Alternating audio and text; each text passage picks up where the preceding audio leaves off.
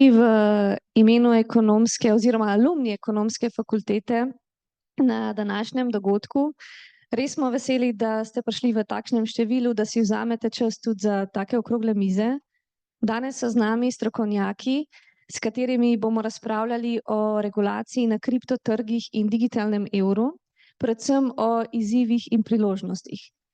Vprašanja lahko postavljate že tekom same okrogle mize, dajmo res mogoče, da se vzpostavi neka diskusija, tako da kadarkoli bo roka gor in vprašamo. Še posebej bi se pa radi zahvalili partnerju današnje okrogle mize in to je podjetje Economy. Na koncu bo za vas tudi pogostitev zunaj in bo se lahko tudi njih kakršnokoli vprašanje vprašali. Tako da, Marja, evo, predajam mikrofon. Najlepša hvala. Se bom tudi jaz malo predstavila, jaz sem Marja Milič, ustvarjam finančni podcast MoneyHow. Na MoneyHowu imamo kar pogosto kripto debate z različnimi kripto sogovorniki, tako da danes bo pa tudi ena taka zanimiva tema vezano na regulacijo. Kriptoregulacija dobesedno pred vrati, počasi vstopa v veljavo MiCA, to je Evropska uredba o kriptosredstvih. Uredba naj bi se začela uporabljati do 30. decembra letos, razen določil glede izdajanja žetonov vezanih na sredstva in e-denarnih žetonov, ki se bodo začela uporabljati že od 30. junija letos, vendar prej sem slišala, da mogoče se lahko to še kaj prestavi. Pa preden gremo na današnjo debato, bi rada predstavila današnje sogovornike, pa bom začela najprej z damo. Nina Strajnar je z nami iz podjetja Paywiser, predsednica nadzornega odbora. Zdravo. Živjo. Potem bomo začeli z viceguvernerjem Marko Pahor, tudi profesor na ekonomski fakulteti, a ne? Tako da lepo pozdravljeni. In pa z nami je tudi Aleš Gorišek, ki je pa podatkovni znanstvenik, pa še neki zraven poznavalec blockchaina. Pa ja, tako. Preden gremo na današnjo vsebino, bi pa jaz vas nekaj vprašala, da začnemo tole našo debato, preden se potopimo v regulacijo. In sicer zanima me, če lahko razkrijete, koliko kriptosredstev, kriptopremoženja, oziroma če ga imate v prvi vrsti, kriptosredstva, kriptopremoženja, kriptovalute, kakor želite imenovati to, kaj s tem premoženjem počnete?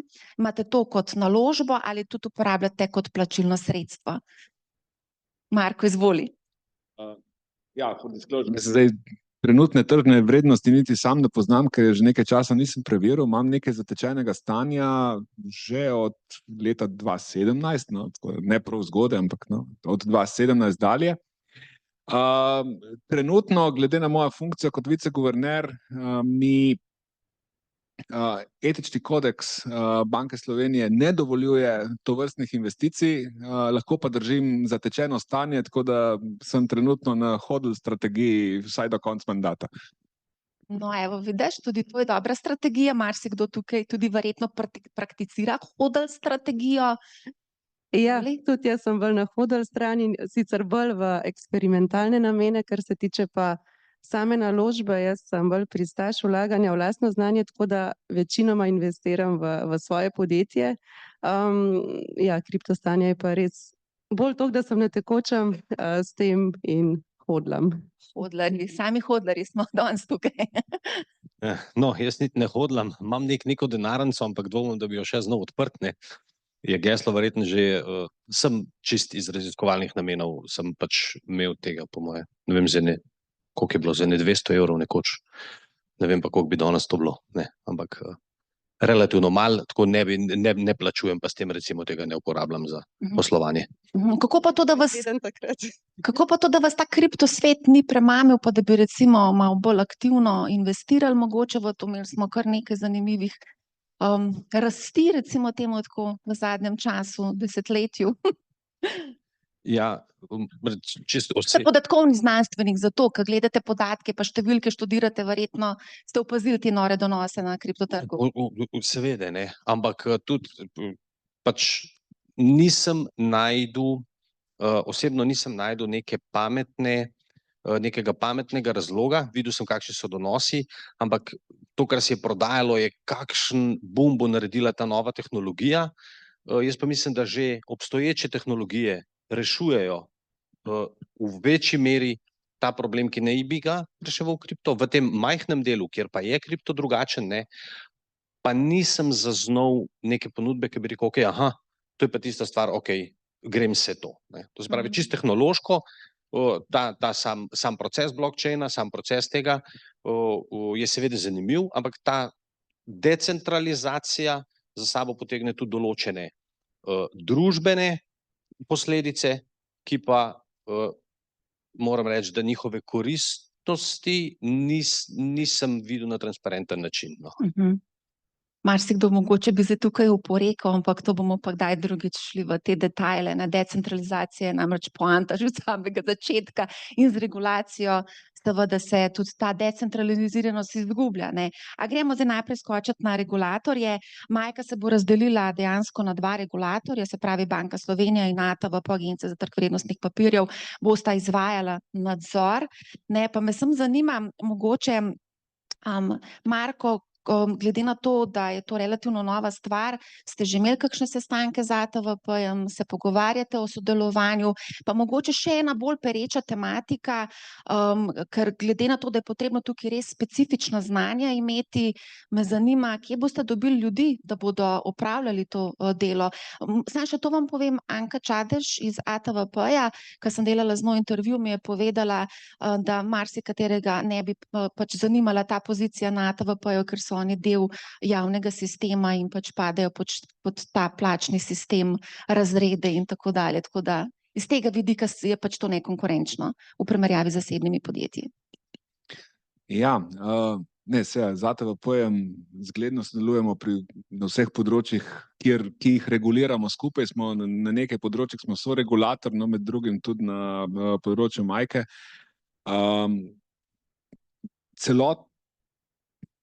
Ten duh Majke je, da se stvari delajo po vsebini in ne po formi. Tako smo se tudi pristojnosti med ATVP-jem in Banko Slovenije razdelili po vsebini. Skratka, Banka Slovenije bo regulirala vse tisto, kar ima naravo denarja, se pravi electronic money tokens, žetone z naravo denarja. Vse ostalo je pa pod regulacijo ATVP-ja. Ja, kar se kadrov tiče, izziv bo. No. Zdaj, jaz moram res pohvaliti našo ekipo na Banki Slovenije. Imamo fenomenalno ekipo, mislim, da deluje posebna skupina, ki spremlja celotno kripto sceno že od leta 2017 na Banki Slovenije.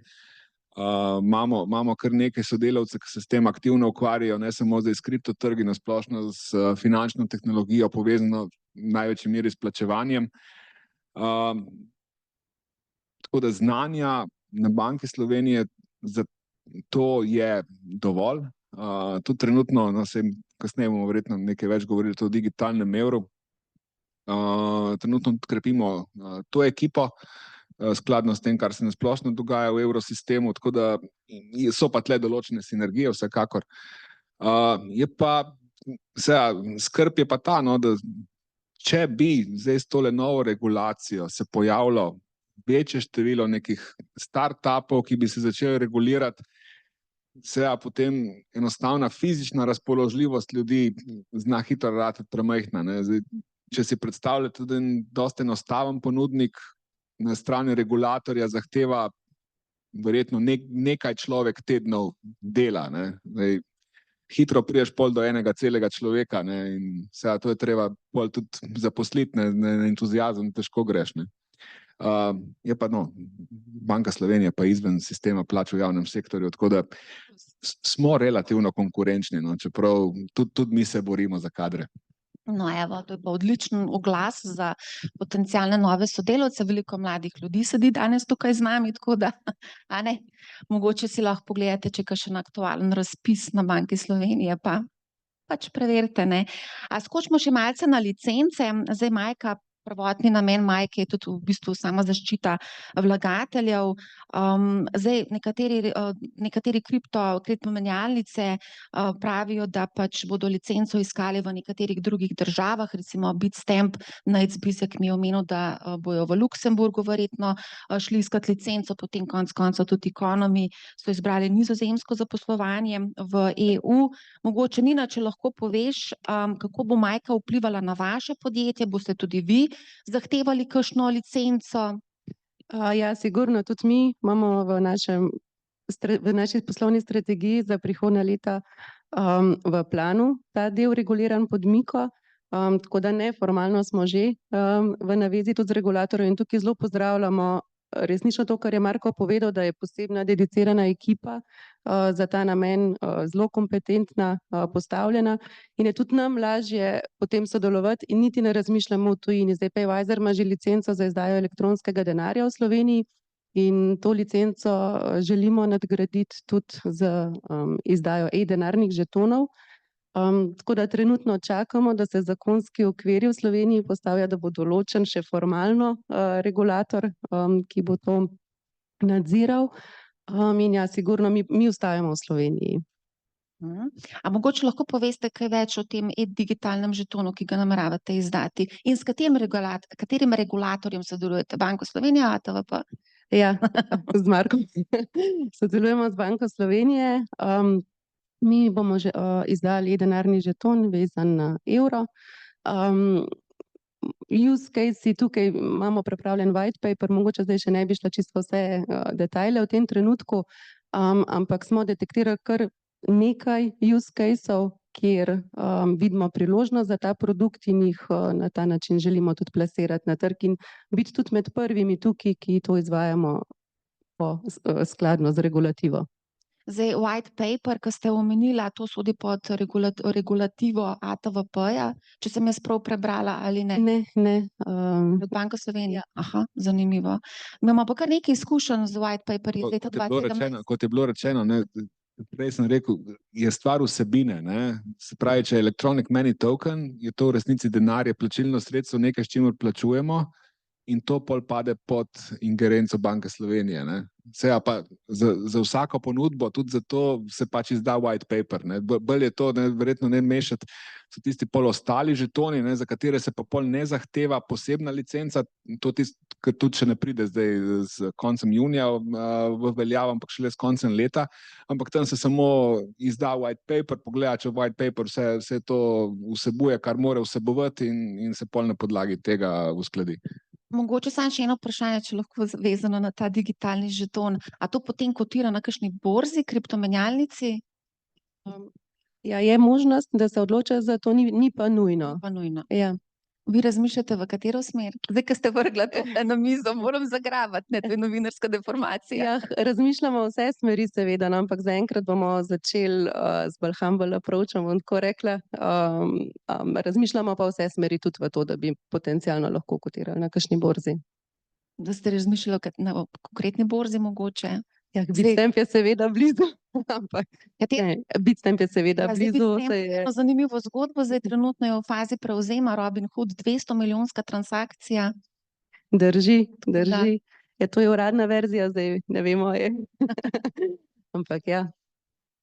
Hvala, mogoče bi skočili še malce na blockchain. Za nekateri kriptoponudniki so povedali, da v bistvu jih skrbi, da bi regulator principe iz tradicionalne panoge prenesel na kriptotrg in ne bi izkoristil v bistvu tehnologije veriženja blokov. Konkretno tukaj so izpostavili en primer, in sicer klirinško depotna družba, to na kriptotrgu nima kaj početi. Aleš, mogoče vi, ki razumete, kako deluje, razumeš, kako deluje sam blockchain v ozadju, ali tudi ti misliš, da bi tukaj bila lahko potencialna nevarnost in recimo, če bi regulator vas vprašal za nasvet, kako bi jim svetovali, kako naj izkoristijo blockchain za to, da bodo regulirali kriptoponudnike in vse ostale na kriptotrgu? Ja, tako čist, jaz te stvari vedno poskušam pač pogledati čist iz tehničnega vidika in pač najdete reči, zakaj, okej. Vemo, tako brez, kako bi rekel, zavijanja v nek Celofan. ne, nam je jasno, da sploh v začetku so se skozi blockchain se je skrival denar, se je prav denar, ki je izhajal iz kriminalnega dejanja, dogajale so se te razne pump and dump zadeve, skratka, dogajale so se stvari, ki z nekega etičnega vidika, tudi tako, če bi pogledali čisto, ne vem, Rousseaujevo družbeno pogodbo, je to nekaj, česar nočemo, a ne. In zdaj pol, če pa mi to damo stran, ne, pa rečemo, ne, okej, ampak catch the cash nas res ne zanima, ne. Skrivanje denarja od orožja, pa plačevanje za orožje nas res ne zanima, ne. A vas lahko sam zmotim? Kaj pa se počne s fiat valutam? Tudi se, ampak je, se, ampak je veliko, veliko težje. In zdaj mi naredimo tukaj pa mi lahko zdaj ustvarimo pa eno strašno, kako bi rekel, neravnovesje, ne.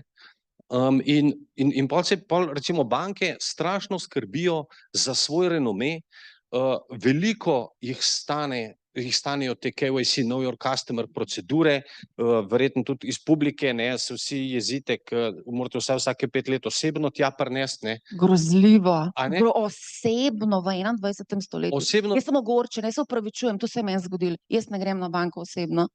ja, se pravi, meni vsi prijatelji pišejo, jaz pa pravim, kva sem jaz kriv, ne, nisem, pojdi kamor češ, ne, jaz ne morem pomagati, tako je, ne. No, ampak tule zdaj dobimo to, ne, in pač banke morajo za to skrbeti. Tukaj so seznami, ne smejo se delati transakcije z osebami, ki so na sankcijskih listah. Skratka, banke imajo zares velike stroške in drakonske kazni so predpisane, če banka spusti skozi transakcijo oziroma če postopki niso skladni s to regulativo, ne. In zdaj blockchain je pa tako, ne, blockchain transakcija je stališča, pa govorim čisto virov, potrošnje električne energije, tehnologije itd., je precej dražja, ne govorim zdaj o ceniku procesorjev, ne, ampak blockchain transakcija je dražja od neke transakcije po nekem klasičnem payment sistemu, ne. Ampak če pa ti ni treba skrbeti za vse te postopke, to se pravi, da si, pa dajmo reči samo etičen, ne, ja, pol si pa lahko tudi z nečem, z manj optimalno mašinerijo, ne, tehnologijo, ki je blockchain je za samo transakcijo, za eno plačilo, pa bom rekel kar sladoleda, ne, je blockchain bistveno predrag, ne. No. Okej, v povprečju, ne, ampak tukaj spet govorimo to, ne, za neko transparentnost, ne, če rečem za mojo mati, ne, zanjo je kognitiven, ne, to se pravi, miselni lot je toliko velik, ne, da njej seveda to je neka klasična transakcija bistveno bližje, no. Zaenkrat je tako. In tukaj recimo se mi zdi, da ta Majka zna imeti pa zelo pozitiven učinek dolgoročno, ker bo nekako to izenačila in bi se znali z leti tudi ta varnost in tisti ljudje, ki jim je to pač pomembno, bi znal imeti. A zdaj ste rekel, da so drakonsko visoki stroški. Drakonske kazni, če banka ni skladna s predpisi na področju.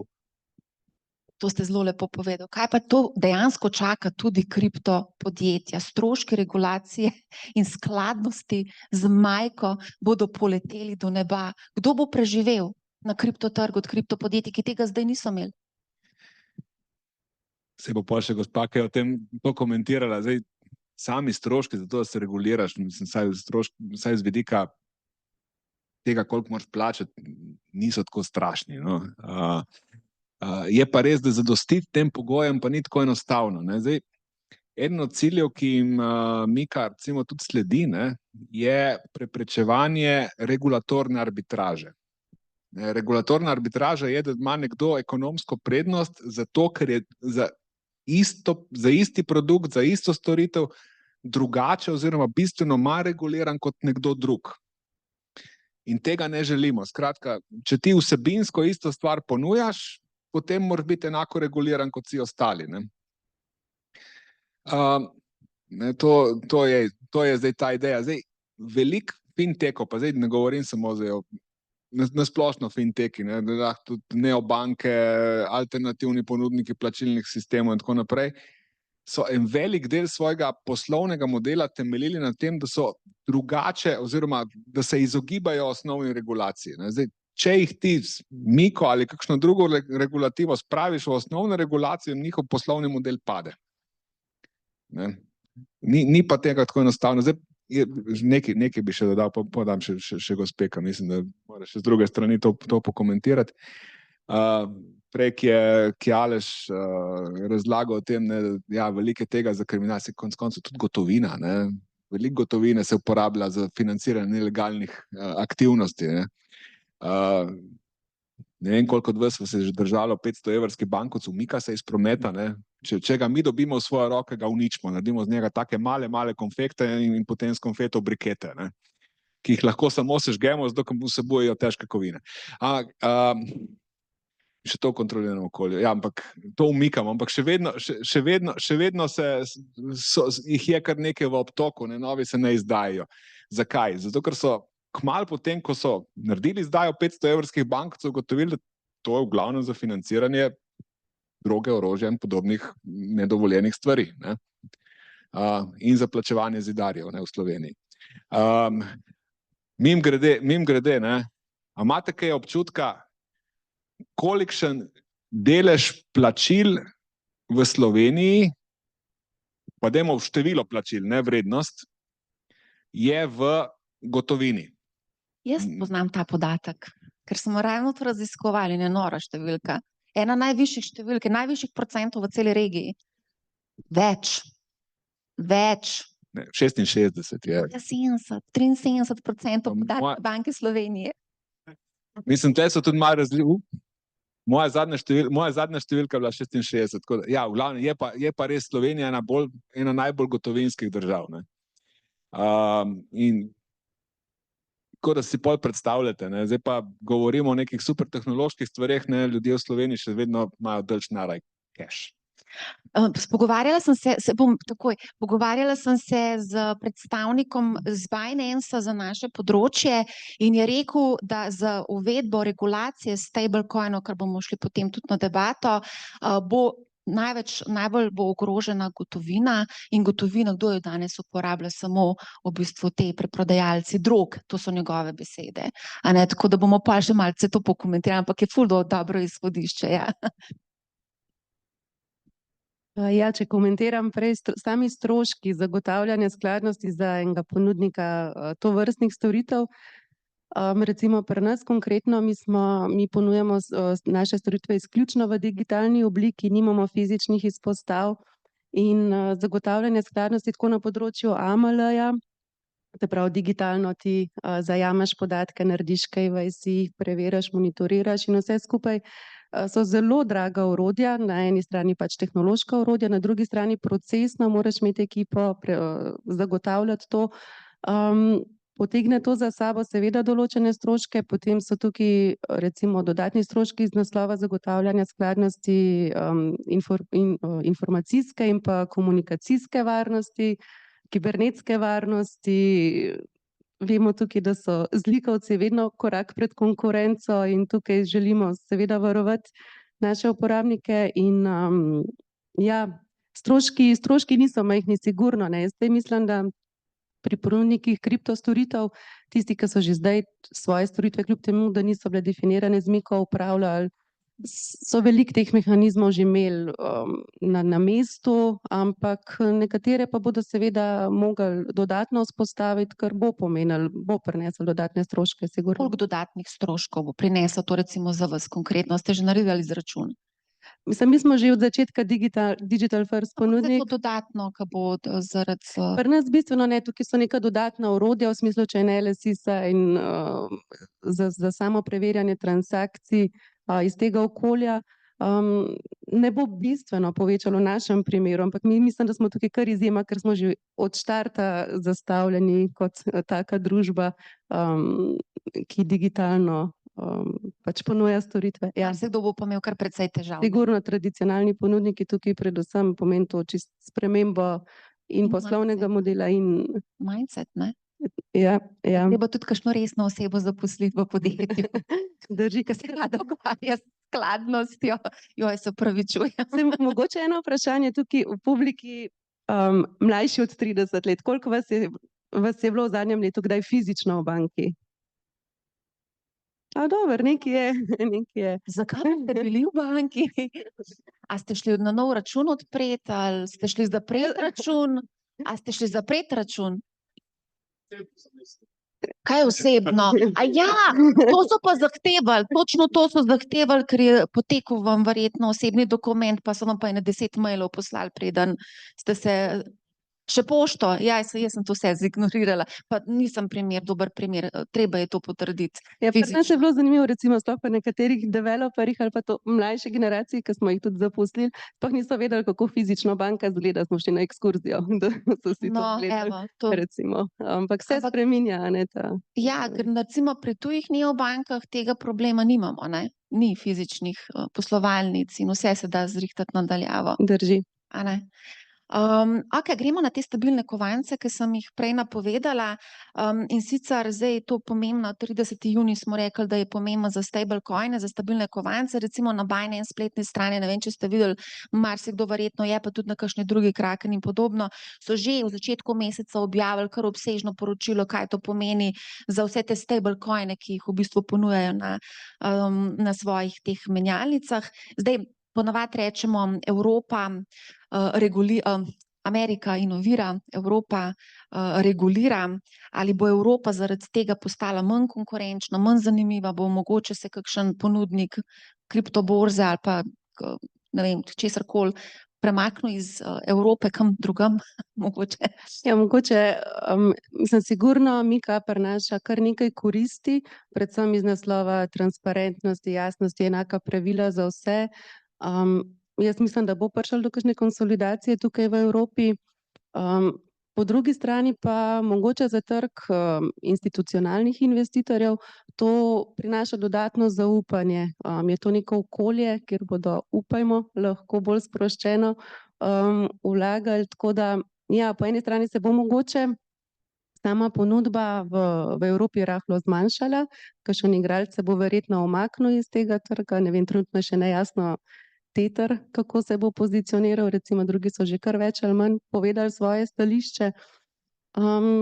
Ampak jaz upam, no, da bomo pa uspeli te tradicionalne investitorje pa v Evropi prepričati ravno iz tega naslova zaupanja. Prepričati v kaj? V investicijo v stablecoin? Ne v stablecoin, ne, ampak v druga. ETF-e, ki so vezani na bitcoine, na Ether, na... Ja, recimo. V redu, ampak za stablecoine... Ja, za stablecoin pa. Aleš, ti si kimal? Ja, meni se tudi zdi, da za neke resne, večje firme, ne, da je to plus. To, če se pa pač zaradi tega, ker narediš red, kdo umakne, pa če je kakšna investicija manj, ampak taka investicija, ki jo tako si pravzaprav ne želiš, ni pa tudi nič narobe, a ne? Ja, zdaj, eden od povodov, ne, zakaj sploh iti v to regulativo, je tudi zato, da narediš enotno regulativo po celotni Evropski uniji in s tem omogočiš tudi tale passporting. Skratka, da se ti registriraš oziroma licenciraš v eni izmed držav članic in potem ponujaš storitve po celi Evropski uniji. Ne, ker zdaj je bilo dejansko čezmejno delovanje v drugih državah Evropske unije, tudi znotraj evroobmočja dejansko težko. Ne. Mogoče pa lahko so bili omenjeni stabilni kovanci, ne, tle je dosti zanimivo tole razlikovanje, ne, glede na vsebino, ne, ker zdaj stablecoin je lahko bodisi art, ne, torej žeton vezan na sredstva, ali pa EMT, torej žeton z naravo elektronskega denarja. V odvisnosti od tega, kaj je v ozadju, tudi v odvisnosti od tega, a lahko imetnik tega od izdajatelja kadarkoli zahteva, da mu to zamenja za to, kar ne bi bilo, 1:1. Tako da tle verjetno bojo tudi kar težke presoje, ne, kdaj je nek stabilni kovanec eno, kdaj je drugo. Ne.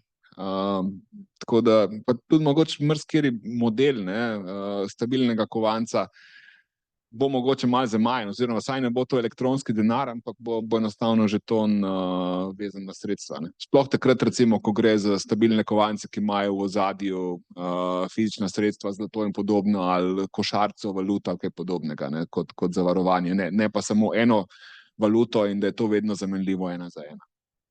Kako bo pa recimo s temi sredstvi oziroma koliko denarja bojo mogli imeti kako se temu reče, ne rezervacija, dajte mi pomagati.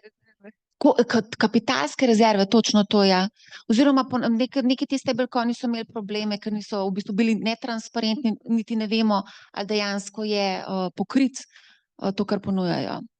Ja, zdaj tukaj Mika, ampak jaz nisem tukaj pravnica, no, ampak Mika določa določeno kapitalsko ustreznost, ki jih ponudniki oziroma izdajatelji stabilnih žetonov moramo zagotavljati.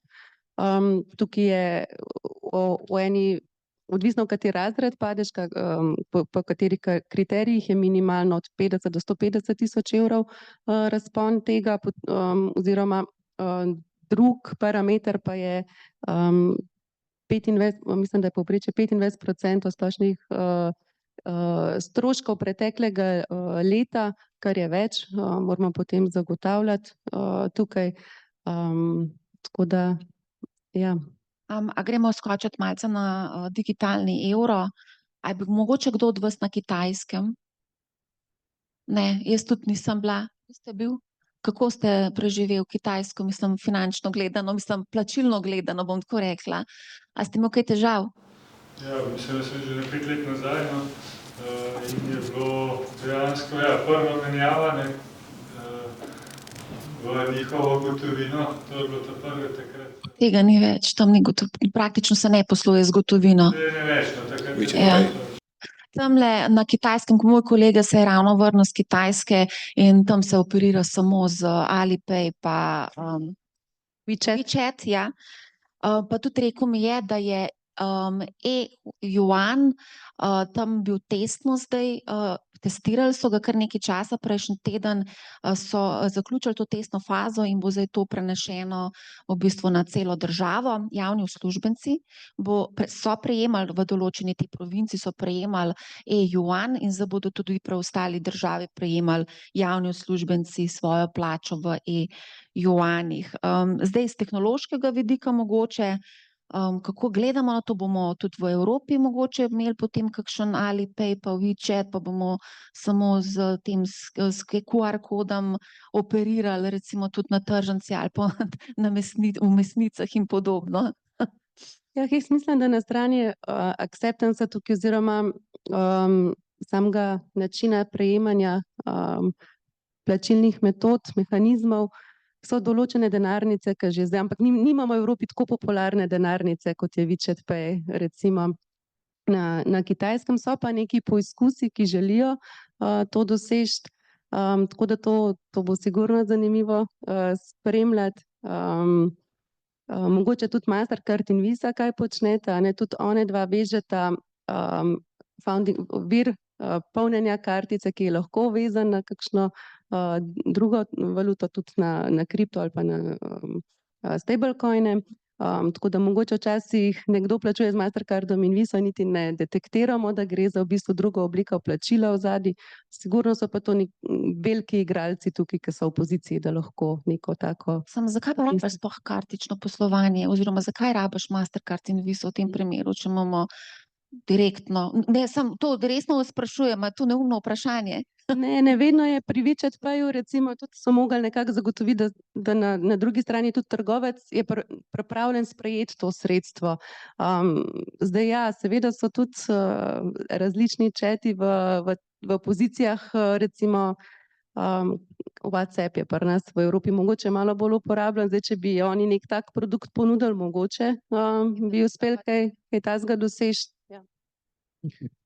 Ja, če smemo hoči malo na to temo, ne, zdaj, po Evropi se zdaj kar precej uveljavljajo tale instant plačila, ne, zdaj ne vem, koliko od vas uporablja Flik, ne, je slovenski produkt, res škoda, ker nimamo gospoda Kortevskega, znal kaj več o tem povedati, ne, ker to je dejansko plod slovenskega znanja, to je Bankart razvil. Se kar fejst prijemlje, no, se mi zdi zdaj sploh odkar je država tole precej implementirala, je zadeva kar fejst, no. Drugače tudi po kakšnih drugih državah imaš ti lokalne scene, ki so zelo močne, recimo v Španiji imajo Bizum, zelo podobna rešitev instant paymenta kot Flick pri nas, tudi strašno popularen v Španiji, Estonci imajo tudi en svoj lokalni model. Veste, to so vse lokalne stvari, ki se dogajajo po posameznih državah, ne. Zdaj obstaja nekaj zvez, ki poskušajo to spraviti vsaj na raven evroobmočja. Imaš ti severno-zahodna Evropa, v tej deluje, mislim, da EPI, European Payment Initiative, ki poskušajo postaviti en podoben standard, da bi šli instant paymenti po Evropi. Nasproti tem imaš v bolj tem mediteranskem bazenu Španija, Portugalska, Italija, imaš Europay, tle not so recimo te razvijalci Bizuma not, pa mislim, da je še ena, pa se zdaj niti ne vem. Ampak Kako Insta-cepa? Sem to so wholesale. Ampak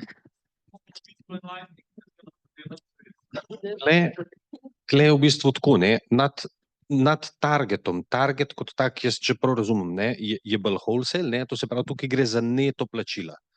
To se pravi, banke pač neke stvari zbijo, tips pa ne, tips je pa bruto plačilo. Tips je pa ta instant payment, ne, je pa tips sistem je pa kot neka nadgradnja targeta, kjer pa gre to plačilo v bistvu, mislim, da ima 7 sekund časa, da pride od katerega koli konca Evrope na nek drugi račun. In se nič ne poračunava vmes, to se pravi, banke zvečer ne poravnajo med sabo samo neto razlik, ampak gre v smislu hitrosti in netveganosti, ne, to se pravi, gre vsako plačilo zelo hitro čez, ne. Tako da ja, in zakaj rabimo potem Mastercard in Viso, ne, recimo čez 20 let, zakaj bi sploh potrebovali posrednika?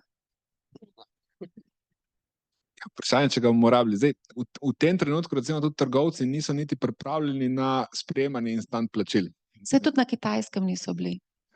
Ja, vprašanje, mogoče se bojo pri nas pripravili. Vprašanje, če gre to masovno, ne. A veste, dokler je to relativno v testni fazi, ne, ko imaš ti nekaj 100 uporabnikov, pa nekaj tisoč, nekaj 10 tisoč, ne, ko začnejo to milijoni uporabljati, ne, je pa to čisto drugače.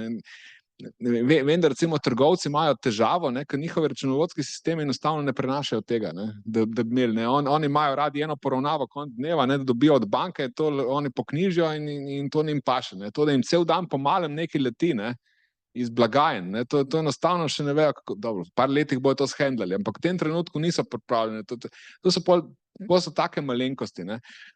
Recimo na Kitajskem z vsemi temi, ne, mislim, Kitajska je taka družba, kjer kontrola, ne, in odsotnost zasebnosti ni absolutno nobena težava, ne. Vsaj naj ne bi bila, ne. In pol take stvari lahko grejo, ne. Pri nas, ne, je recimo, ko imamo te debate o tem fine-tuningu dizajna digitalnega evra, ne. Mi smo imeli letos 4 mesece debato o tem, ne, a naj zagotovimo tako zasebnost ob izdaji, kot je danes tehnološko možna, ali naj ob izdaji, ne, čez 2 leti, recimo, ne, ali pa 3, ko bo, zahtevamo, da bo takrat večja stopnja zasebnosti, kot je danes tehnološko možna, pri čemer potem moraš še tehnološko hkrati reševati še preprečevanje prevar, pa preprečevanje pranja denarja in financiranja terorizma in tako naprej. In to so stvari, ki se precej med sabo izključujejo, ne. Ti si lahko, ne, prej je bilo rečeno, okej, lahko prevare so še ena stvar, ne. Ti ne želiš imeti tehnološke platforme, na kateri bi dopuščal prevare kot take, ne. Ti tega nočeš, ne. Skratka, ti hočeš imeti tehnološko platformo, na kateri boš sposoben kot upravljalec platforme zagotavljati takojšnjo detekcijo in preprečevanje prevar. To pa ne gre skupaj z anonimnostjo, ne. Ne. Anonimnost se izgublja z regulacijo, ne. Jaz bi se mogoče malo vrnil k Hvizi pa k Mastercardu, ne. Če jaz to prav razumem, jaz tako sem se ta digitalen evro, tako malo sem tole gledal, ne, to je javen denar, to je isto kot gotovina. Tisti je pa privaten denar. In zdaj meni kot Evropejcu je v redu, da Evropska centralna banka kontrolira ta denar. Tam ga kontrolira pa nek privatnik, mislim privatnik neka. Bitcoin, decentraliziran, kdo ga tam kontrolira? To je pa zdaj pa tretja stvar spet, ne.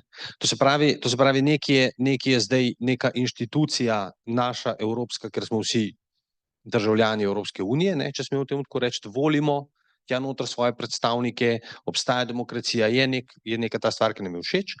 Bitcoin gre, to je čisto osebno mnenje, še nekoliko dlje, ne, to se pravi, gre izven vseh okvirov, tudi izven demokratičnih institucionalnih okvirov še bolj ven, medtem ko nek Mastercard ali pa neka Visa, ne, to je pa čisti biznis, ne. Tako, malo. Še ena težava je, ki jo imamo Evropejci z Mastercardom in Vizo, ne, to je v večinski lasti Američanov. Ni v evropski lasti, ne. Jaz upam, da nekaj smo se naučili v zadnjih 5 letih, ne, da je fajn, da smo prijatelji, dokler smo prijatelji, ampak nikoli ne vemo, koliko časa bomo prijatelji. Kaj bo pa z našo anonimnostjo? Ker sama poanta, tako kot smo rekli, mislim, da na začetku, oziroma, ko smo se pogovarjali, anonimnost se z regulacijo izgublja oziroma ideja Bitcoina, filozofija Bitcoina je pa v bistvu prav to, biti anonimen, ne imeti neko centralno figuro, ki bo bdela tam nad nami, ne. Ne, sej, ta debata, ki sem prej rekel, smo imeli 4 mesece debate, ne. Tle je bilo vprašanje, v Bitcoinu si tudi pseudonimen, ne. In danes tehnološko lahko tudi gotovinska plačila sledimo, ne. Vsaj takrat, ko gre stvar iz banke ali bankomata in ko se tja vrne, ne. Vsak bankovec, če ste videli, ima svojo serijsko številko in lahko jim sledimo z optičnimi čitalci. To sploh ni tako strašno zahtevno tehnološko, ne. Tako, koliko smo anonimni. Zdaj, z gotovino smo anonimni, dok ne gremo preko banke z njo, ne. Pa tudi nihče zares ne sledi, ne. Ampak pravim, da tehnološko bi pa lahko, če bi hoteli, ne. To bomo pa še preverjali.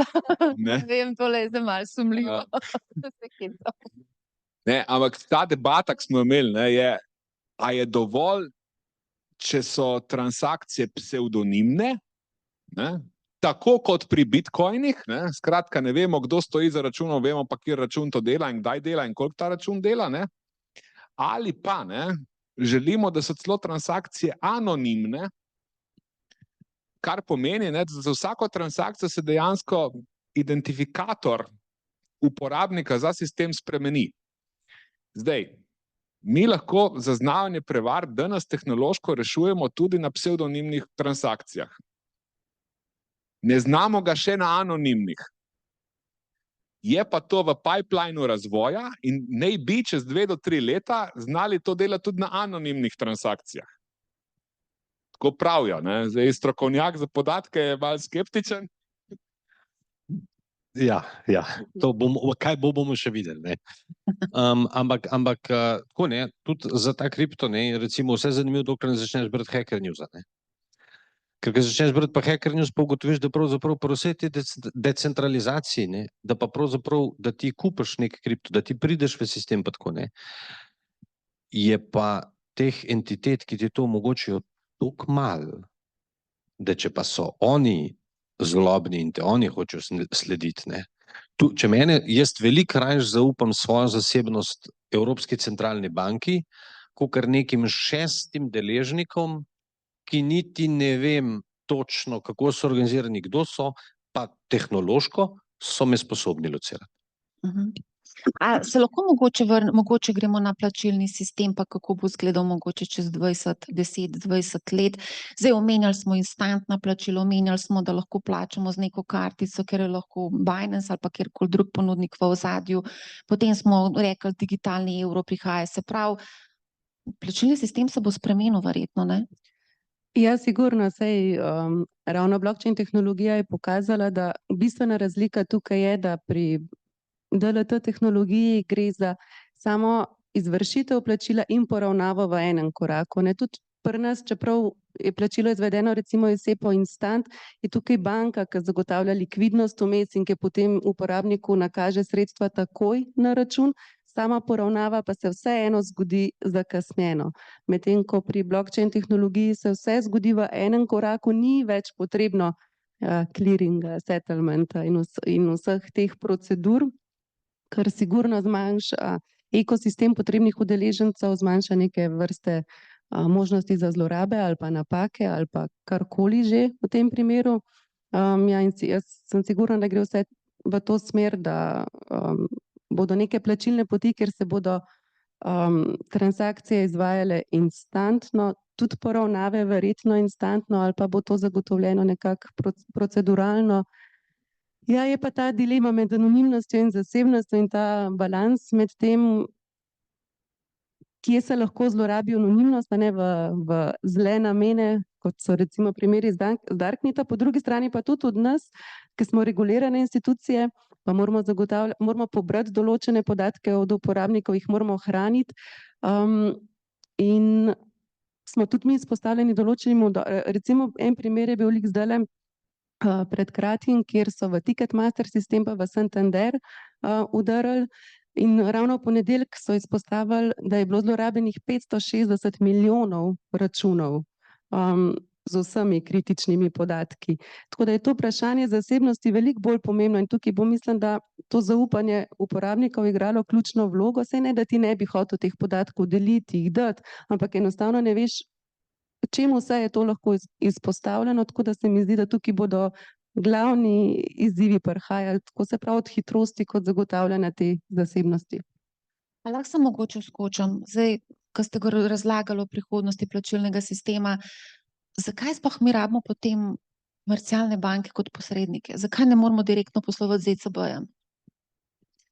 Ne mi reči, da posojil, ker lahko tudi ECB nam da posojilo, bistveno bolj pogodni ceni. Mislim, ne želimo niti tega. Ne? Mi ne želimo disintermediate. Kdo mi ne želimo tega? Mi ljudje. Evrosistem. Aha, evrosistem. Evrosistem tega ne želi, ne, banka upravlja marsikatero funkcijo. Dejansko si ne želimo tega centralizirati z tega vidika. Tudi apetiti do tega med različnimi državami članici so mogoče različni, ne? Ampak nihče prav zares nima želje to centralizirati. Ne? Še vedno imamo radi trg, imamo radi inovacije, evrosistem bo pač ponujal neke stvari, želimo tudi nekaj ponuditi kot javno dobro, ne, tudi z tega vidika digitalni evro. Ampak, če govorimo o prihodnosti plačilnega sistema, ne, zdaj, ena od teh killer appov, ne, digitalnega evra ne bi bilo offline plačevanje, ne, in tega do včeraj ni bilo. Ne. Skratka, da bi bilo to kot digitalni cash, da bi ti s telefona na telefon to prenašal, ne da bi sploh šlo čez kakršenkoli sistem poravnave, spravi poravnave bi bila med dvema napravama. Tega do včeraj ni bilo. Ne. Zakaj do včeraj? Ne? Je bilo včeraj predstavitev Apple-ova, mislim, da je bil včeraj keynote Apple-ov, kjer so med drugim pokazali tap to cash. Kaj sem videl to zadevo? Ne? No, in to je to, ne? Ti imaš sredstva v obliki nekih elektronskih žetonov, na enemu telefonu tepneš na drug telefon in preneseš žetone na drug telefon. Ja. Tako smo si dejansko znotraj evrosistema zamislili, da bo delal offline digitalni evro, ne? In smo mislili, prvi, Apple je včeraj to naredil. In posredniki so v kakšni funkciji konkretno tukaj? Banke recimo konkretno. Mislim, vse te funkcije identifikacije, vodenja računov, celostne storitve, ki ti banka nudi, plačilni promet je samo ena od funkcij, ki jih opravljajo finančni posredniki, pa je pa seveda vse ostalo, kar bančništvo počne. Ne? Od se pravi izdajanja zasebnega denarja preko multiplikacije, kreditiranja depozitov, in vsega ostalega. Ne? Plačilni promet je en del tega. Res je, ja. Pa dajmo stati še malo pri tem mogoče, ki smo prej omenjali. A vi sta oziroma nismo omenjali, koliko denarja imajo Slovenci na računih, dejansko Slovenci sploh nič, preveč nismo aktivni, ne aktiviramo naš denar. Mogoče bi vseeno tukaj eno zadevo izpostavila. Zanima me, glede na to, da se pojavljajo na trgu ponudniki, ki v bistvu prenašajo obrestno mero Evropske centralne banke direktno k uporabniku, zakaj v bistvu se to ne more zgoditi pri recimo nekih naših klasičnih bankah in kako mogoče bo, ne vem, kako bo v prihodnosti mogoče?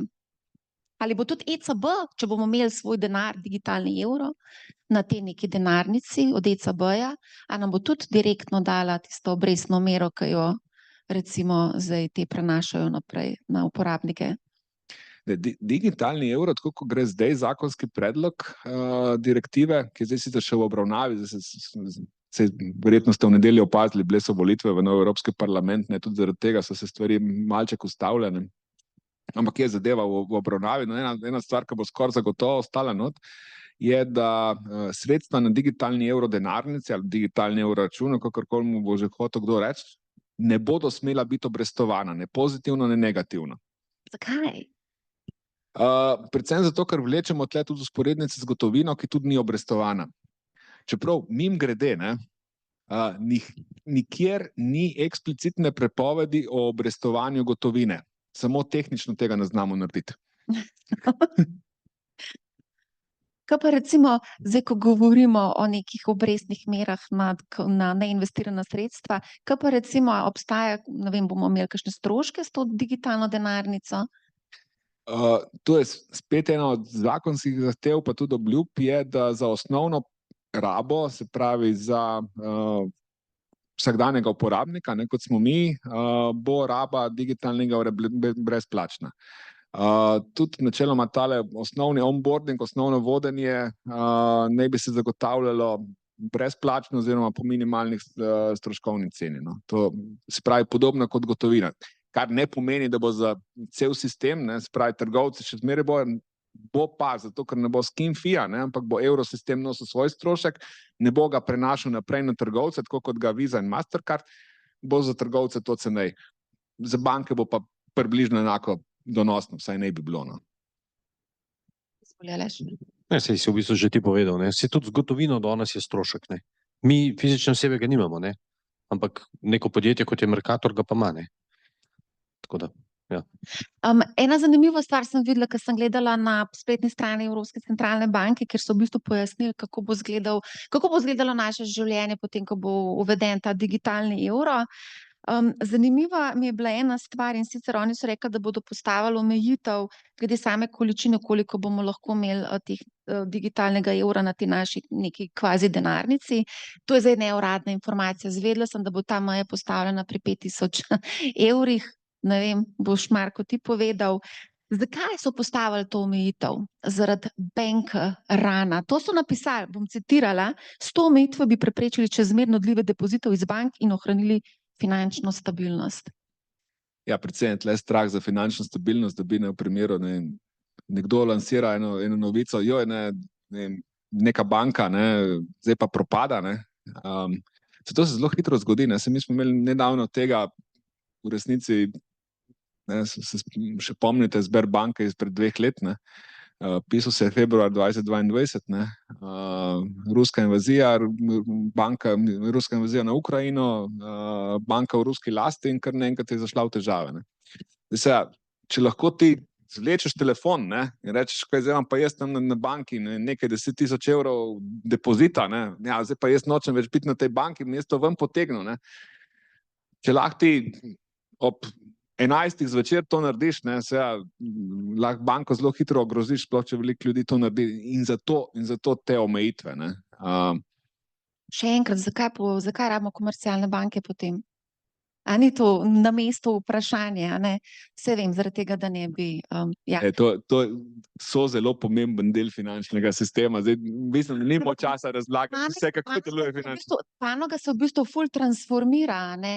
Tudi v bistvu, če pogledamo zadnje desetletje, se je precej spremenila ravno zaradi kriptopanoge. To je seveda res in meni recimo, ko sem bral te stvari, tudi ta digitalni evro, njegov namen je pravzaprav pospeši določene inovacije. In jaz tukaj ravno taka podjetja, kot je recimo Paywiser, jaz tukaj vidim, da določene stvari tukaj se bojo dogajale in tukaj pravzaprav komercialne banke dobivajo mogoče neke konkurence, ampak komercialne banke se tako same hvalijo, da so tudi fintechi, tako da fajn, še vedno jih pa rabimo zaradi teh stvari, ki jih je pa že prej Marko omenil, tako da jaz mislim, da se banke, da ni treba, da se počutijo ogrožene, mislim pa, da to v smislu pa trga, to se pravi ponujanja učinkovitih plačilnih storitev, je pa to perfektna zadeva. Ja, se strinjam s kolegama tukaj, jaz tudi mislim, da ni razloga, da se banke čutijo ogrožene v tem trenutku. Je pa mogoče še ena zanimivost, ravno zdaj pred kratkim je ameriški kongres pa Fedu prepovedal izdajo digitalnega dolarja, ravno zaradi zagotavljanja zasebnosti državljanov. Tako da to je tudi eno pomembno vprašanje, ki ga mora Evropska centralna banka tukaj nasloviti. Tako da, ja. Ja, zadnje čase res zelo veliko poslušamo o dobičkih bank, o uspešnem poslovanju bank. Tudi nekatere banke slovenske pravijo, da so finteki, ne? Smo slišali enega predsednika uprave, ki je to povedal. Banke imajo tudi zelo visoko maržo za posredovanje pri plačilnem prometu. Zdaj, če govorimo o plačilnem prometu, recimo nastane nekaj 10 centov, da se izvrši neka transakcija. Zdaj, če bodo možna plačila med samimi uporabniki, to pomeni, da v bistvu banke izgubijo lahko kar precej velik del dobička, ali ne? Mislim, struktura NLB-ja v Sloveniji je jasno Govorimo o NLB-ju, jaz ne sodelujem na NLB-ju. Ampak recimo, ja, banke je večji del dobička, mislim, da ne prihaja iz plačilnega prometa, no je pa tukaj z novo tehnologijo sigurno velika priložnost za neke banke ali pa ponudnike storitev, da tukaj zoptimiziramo skupaj te poti. Mislim, jaz bi nekaj mogoče komentiral to glede dobičkov bank, čeprav to ni tema danes, ampak jaz mislim, te govorice, ja, pa koliko so zdaj strašno dobičkonosne te banke. V resnici morate videti, kako gledati, ne. Mi smo imeli banke, ki so najprej imele izgube, ki jih je bilo treba dokapitalizirati. Na to smo imeli dolgo časa banke, ker so imele v resnici finančno gledano strahotno mizerno donosnost. In zdaj zadnji 2 leti pač zaradi spleta ugodnih okoliščin, ne, ki jim botruje tudi to, da imamo v Sloveniji finančno relativno nepismene ljudi, ne. To se pa strinjam. To sicer povem kot privat oseba Marko Pahor, ne, to ni stališče Banke Slovenije.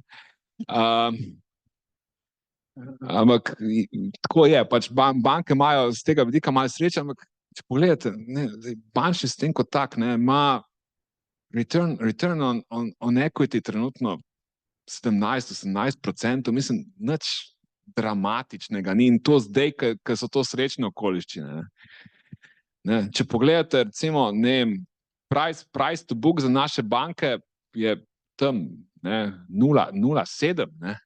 Kotirajo pod book value in to dobre banke, ne, kljub tem strašnim dobičkom. Skratka, mislim, ta neka gonja, banke so strašno dobičkonosne, niso, ne. Bančništvo na splošno je zrela panoga in v zreli panogi nimaš ti visokih dobičkov. Ja, lahko zaniha zaradi okoliščin v eno v drugo smer, ko so malo srečne okoliščine, kot so zdaj, imajo taka podjetja tudi mogoče priložnost, da si malo krepijo kapital, da pokrivajo pretekle in prihodne izgube, ne. Tako da morate malo bolj dolgoročno te stvari gledati, ne. Jaz se s tem absolutno strinjam in zelo pozdravljam, da gledamo na banke in bančništvo dolgoročno, a ne. Ja. A mogoče kakšno vprašanje na tej točki?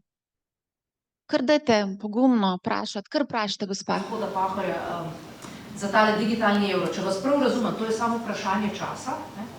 A bo to izvajal evrosistem, a bojo izvajale komercialne banke?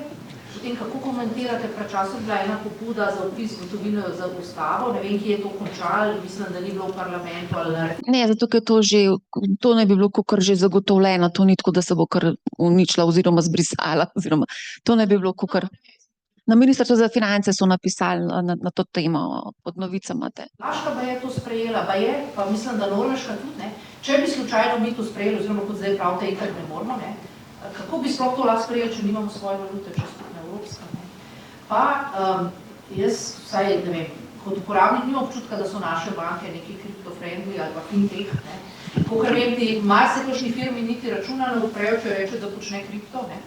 Pri tem, da pa zakon pravi, da firma pa mora imeti račun, ne. Seveda ga lahko odpreš, recimo v tujini, brez problema, ne. Ali mogoče, da bi Banka Slovenije rekla komercialnim bankam, da bi odprli račun, da pač kripto ni edini kriterij, da se gleda dela regularno, resno in tako naprej. Se gremo od zadaj. Mi vzvodo, mi se zavedamo tega, no, da so naše banke relativno konzervativne pri odpiranju računov. Prej Aleš lepo povedal, izgubiti enega potencialnega komitenta, ne, ni tako velika izguba prihodka, kot so potencialne kazni in škoda, ki jo imaš, če odpreš ti napačnemu. Ne. In skratka, vse naše banke modro konzervativno glede tega obnašajo. Ne. Glede vpisa gotovine v ustavo, smo kot Banka Slovenije, ECB ima tukaj sicer nekaj zadržkov zaradi skupne valute, glede enega dela te dikcije, no? Ampak v splošnem smo pa glede tega dosta agnostični. Mislimo, da potrebno ni, ker že zdaj je dovolj zakonske podlage, da gotovina ostaja. Če si kakšen želi to vpisati, not pa ne vpiše. Mislim, z našega vidika se nič kaj veliko ne spremeni. Kaj je še bilo v digitalnem evru? Če bojo komercialne banke? Oboje. Distribucija najlažje si to predstavljate, bo digitalni evro nekaj podobnega kot gotovina, samo digitalno. Skratka, distribucija, tako kot gre danes distribucija gotovine, ne gre direkt iz centralne banke, pa gre preko poslovnih bank, bo šla tudi distribucija digitalnega evra. Preko poslovnih bank sistem poravnav in plačil bo pa vodil evrosistem. Zdaj, tako, celoten projekt trenutno je sicer razdeljen na 25 modulov, nekatere module je že zapisano, da se bo vodilo centralno na evrosistemu, verjetno eden od velikih 4 centralnih bank, ne? Tako kot recimo tudi Target in Tipse in ostale sisteme, oziroma več njih, ne? Ni pa spet to nujno. Nekatere stvari bojo strogo komercialne, ene pa odvisno od tega, kdo bo boljši ponudnik. No. Bo evrosistem hkrati tudi probal podražiti gotovino, ne? V smislu, da bi populariziral ta digitalni evro? Dobro, rekel, zdaj pa so pologi pa dvigi gotovin dragi, omejeni, komplicirani. Ne, To že zdaj. Če ne greš na ta pravi bankomat, ti zaračunajo provizijo. Mislim, da je to stvar. Mislim, evrosistem pač izdaja gotovino, kolikor jo sistem rabi. Mi jo pač izdajamo, damo jo natisniti, kolikor jo rabimo, zato je javno naročilo. Čisto, če si predstavljate, en bankovec nas stane nekje med 4 in 7 centov, da ga natisnemo. Slovenija to tiska v konzorciju z več državami, ne naročamo tega sami. Javno naročilo, pač najugodnejša tiskarna to natisne. To je to, pa banke to distribuirajo, ampak kot je Aleš prej rekel, ne, gotovina je za poslovne banke draga. Ne.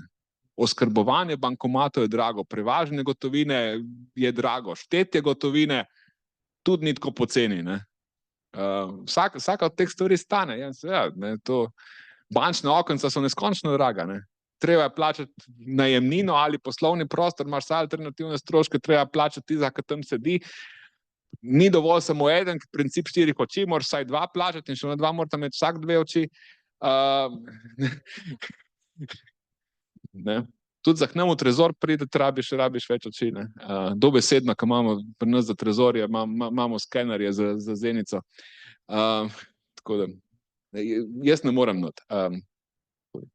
A mogoče lahko še tole za banke, ki ste vprašala. To mi je tudi zanimivo mnenje, sem zavedla, in sicer nekateri kriptopodjetniki, kriptoborze, s kriptoborz pravijo, da če banke v prihodnosti ne bodo ponujale kriptovalute, ne bodo konkurenčne. Ali bodo banke ponujale kdaj na neki točki kriptovalute? Tukaj vemo, da Blaž Brodnjak ni naklonjen kripto, on je rekel, da bi to prepovedal. Mislim, prej smo govorili o regulativi MiCA. Mislim, tisti, ki imajo že zdaj licenco, se bojo pač skladno z zakonom z BAN3 pač dolicencirali, če bo treba. Ne. A mislite, da se bo to zgodilo, recimo, da bi kakšna slovenskih bank pač šla v to zgodbo? Pa da bo prva ponudila mogoče kripto? To je ena taka odlična priložnost za enega bankirja, ki rad eksperimentira pri nas, ne? Jaz mislim, da v Sloveniji zato je še kar konzervativno okolje, no? Tako da ne verjamem, kako je v Evropi že nekaj takih primerov, recimo Revolut že ponuja take produkte na svojih policah. Predvsem tukaj se vidijo te poslovni modeli v partnerstvih z nekaterimi kriptomenjalnicami in potem banka samo kot marketplace plasira te produkte. Sigurno zdaj, ko bo neko regulatorno okolje vzpostavljeno, se bodo tudi tradicionalne banke nekaj izkušnje nabrale glede na povpraševanje na trgu. Jaz mislim, upam, da se bo tudi katera tradicionalna banka opogumila in šla v to smer.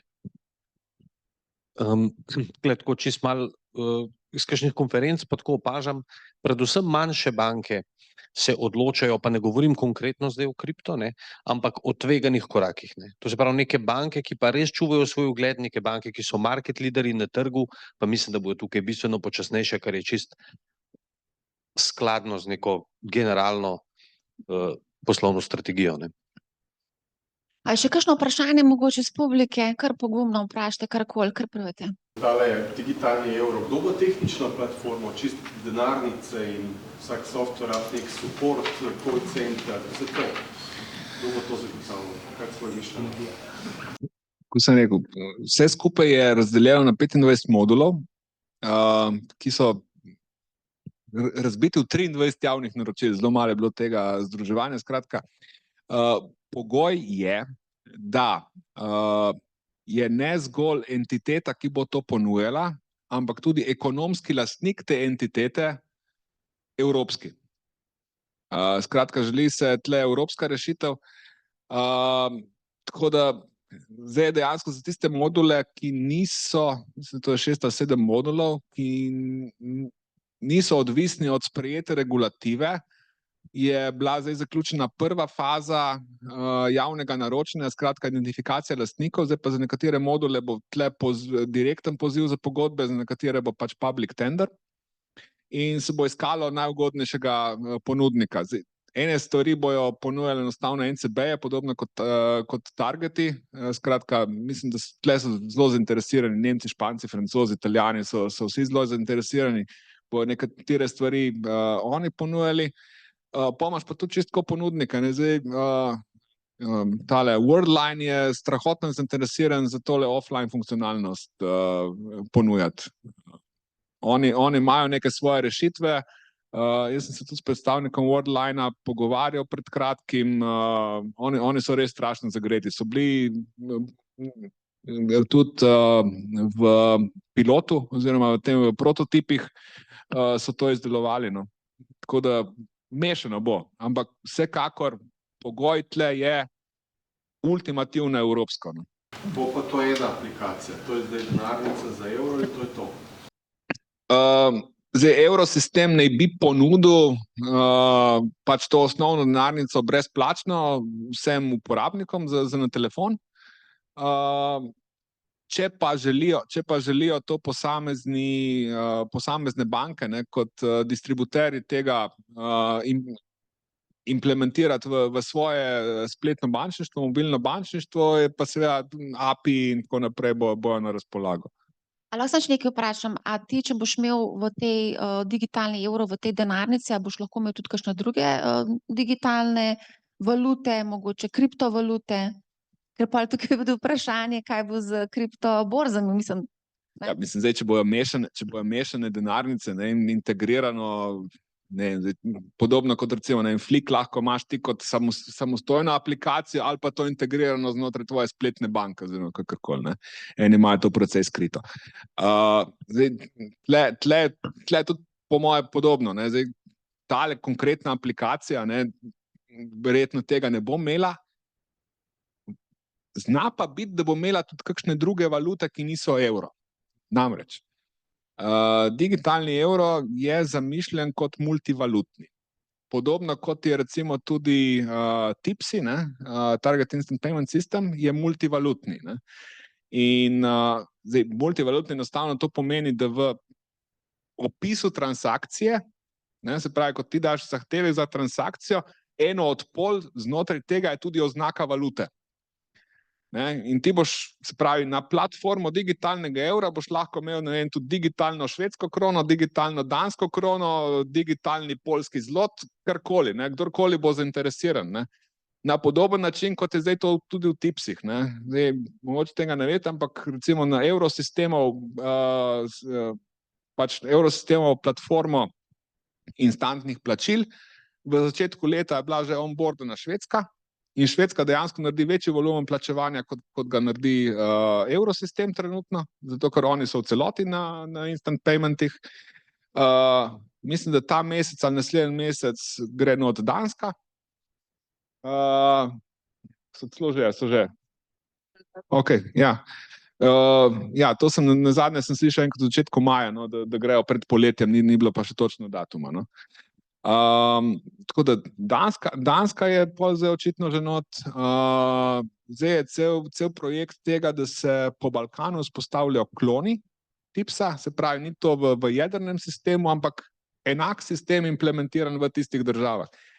In o tem se sicer kaj veliko ne govori, ampak tako kot je koncipiran digitalni evro, bi lahko šel po zelo podobni poti. A lahko še nekaj vprašam, zdaj ste naštel kar nekaj teh valut, rekel ste, da bo multivalutno, a boš lahko imel tudi Bitcoin? Ne, mislim, vprašam, ne vem, sprašujem, ker je to tudi se smatra kot valuta, ne? Ja, mislim, mi je ne smatramo kot valute. Če je rezervna valuta Republike Salvador. Legal tender. Moja valuta. Ja, v Salvadorju je, v evrosistemu pa ne. Ne, jaz še zmeraj mislim, da je Bitcoin in še kaj podobnega lahko kot naložbeni razred. Asset class ni pa to denar, ker pač enostavno ne izpolnjuje pogojev denarja. Ne. Lahko se razlikujemo v mnenjih. No. Aha, tukaj slišim, da nekdo protestira. Kdo protestira? No, kar povej. Kateri definiciji ni denar, oziroma zaradi katerih lastnosti ni denar?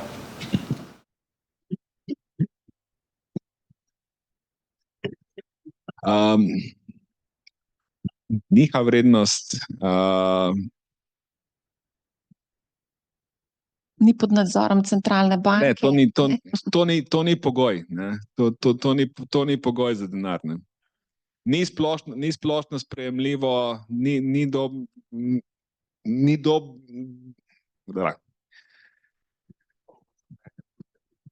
Sicer se strinjam s tem, da je pač Bitcoin v začetku bil namenjen kot transakcijsko sredstvo, pa se je izkazalo, da pač to zdaj ne deluje. Ne?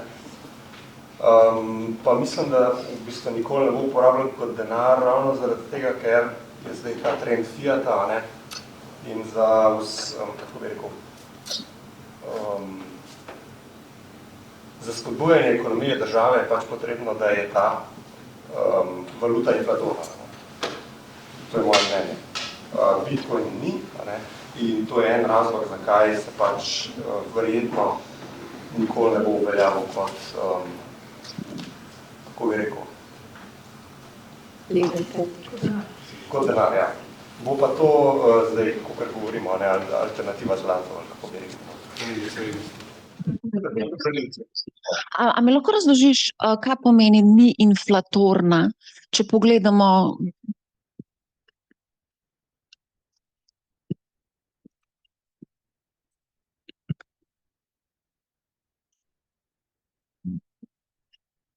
Adela. Ja, torej vemo, da je capped supply 21 milijonov, ne? Zdaj za vse ostale fiat valute, ki jih pa poznamo, pa pač tega ni, ne? In se v bistvu tiska, kakor bi rekel, kakor je povpraševanje, kakor se tega denarja rabi, tako se tiska, ne? Zdaj pri Bitcoinu pa to ni mogoče, ker je pač capped supply, ne? Zdaj za stimuliranje ekonomije vemo, da recimo ECB, Fed uporabljajo dolar oziroma evro, ne? Ki ga po potrebi tiskajo za stimuliranje ekonomije, in zdaj z Bitcoinom, če bi konkretno ga zamenjali za evro oziroma dolar, ne, zgubimo to možnost stimuliranja, zaradi tega, ker pač je supply fiksen in ni napihovanja, ni stimuliranja ekonomije na ta način, no. Ampak, a veste, če imaš ti fiksno ponudbo nečesa, kar si želi biti denar, ne? Potem, če bi bilo to v nekem normalnem rastočem gospodarstvu, bi bilo to inherentno deflatorno. Torej, če bi ti v taki valuti vzel posojilo, zdaj deflatorno pomeni, ne, da boš ti tudi za isto delo, ki ga opravljaš, ne, zato ker je denar čedalje več vreden, dobival nominalno čedalje manj. Ne? ti si pa vzel kredit, ne, in zdaj boš ti realno, ne, ker ti deflatorno, ne, se pravi, tudi če ti odplačuješ kredit, ne, boš ti realno če dalje več dolžen, ne. In v resnici ti ne boš mogel s svojimi dohodki tega kredita nikoli odplačati. Česa takega si ne želiš, ne, mislim, ekonomsko gledano, ne, enostavno fiksirana ponudba ne zdrži, ne, zdaj majhna, stabilna inflacija ti v resnici potrebuješ, ne zato, ker smo zlobni, pa ne vem, kaj hoteli imeti, enostavno zato, da ti omogočiš prilagajanje cen, oziroma prilagajanje strukture znotraj gospodarstva. Kajti ena od stvari, ki je, zdaj, če bilo ti idealno gospodarstvo, ne, seveda bi se cene lahko premikale v obe smeri, plače bi se lahko premikale v obe smeri, ne, zdaj so pa in cene in plače so praviloma zelo navzdol lepljive, ne. Zelo težko boš ti znižal nekomu nominalno plačo, ne, znižal nekomu nominalno ceno, ne. Zato, da pa ti realno lahko stvari malo prilagajaš, ne, da se prilagajaš razvoju tehnološkemu in gospodarskemu in tako naprej.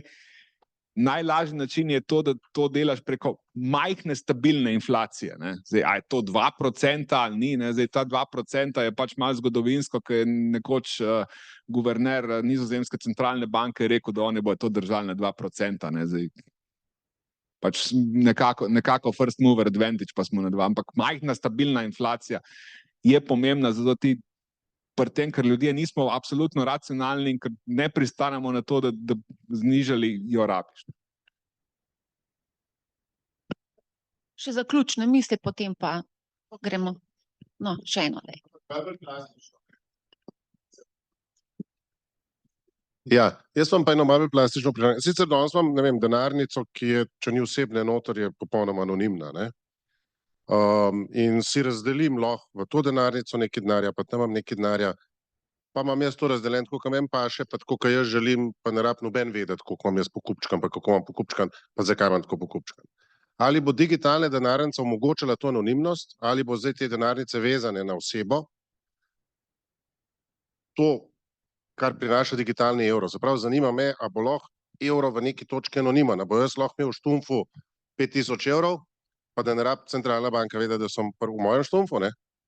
Ali bom lahko posledično plačal, ne vem, kako jih prenavljam, ne, pa imam malarja, pa imam knaufarja, pa imam parketarja, ne, pa od tega noben ne bi imel računa, ne, zdaj, če hočem imeti subvencijo, bo mogel kdo kakšen račun izdati, ampak na koncu, a bojo oni štacune zapirali, račune izdajali, a bo to še vedno laufalo, kakšna je klej ideja, ne, koliko je klej anonimnosti ostaja, čisto iz realnega sveta, da damo eno tako primerjavo.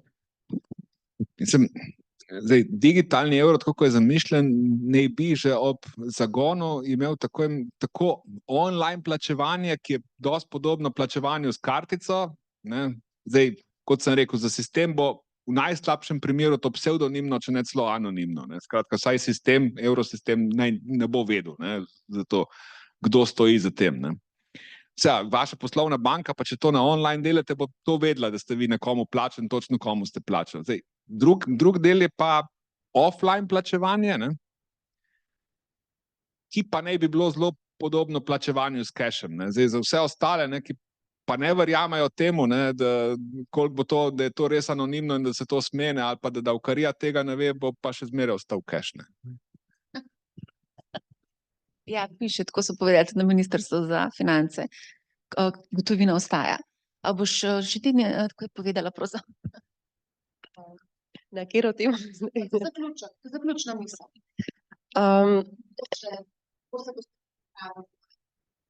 Ja, z naše strani, se pravi, mi smo usmerjeni bolj na produkte, vezane na stablecoine, tako da iz tega naslova se pripravljamo vso ustrezno dokumentacijo, razvijamo poslovne modele, razvijamo interno procese za to in upamo, da bomo lahko ponudili produkte, ki bodo olajšali katero težavo, ki jo naše stranke imajo, predvsem tukaj iz naslova mednarodnih plačil, instantnih poravnav in tako naprej.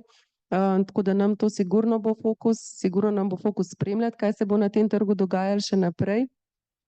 Ponujati konkurenčne produkte tukaj, predvsem za digitalne generacije. Ja, izvoli, Aleš. Ja, bom tako čisto tehnično rekel, ne, najboljši čas za biti živ do zdaj. toliko enih inovacij, toliko stvari se dogaja, veselim se vsega tega, ne, to, kar je predmet današnje debate, mislim, da vsi, ki nas to zanima, da imamo ful dela. Se strinjam, najlepša hvala za debato, hvala vsem, da ste prišli na ta dogodek in pogostitev zunaj, ne? Ja, hvala vsem. Jaz bi se posebej rada zahvala vsem gostov, posebej pa tebi, Marja, no, in s podcastom MoneyHow, da smo lahko sodelovali. Tako kot smo, zdaj pa imate pogostitev zunaj, pa lahko debato še nadaljujete, ne?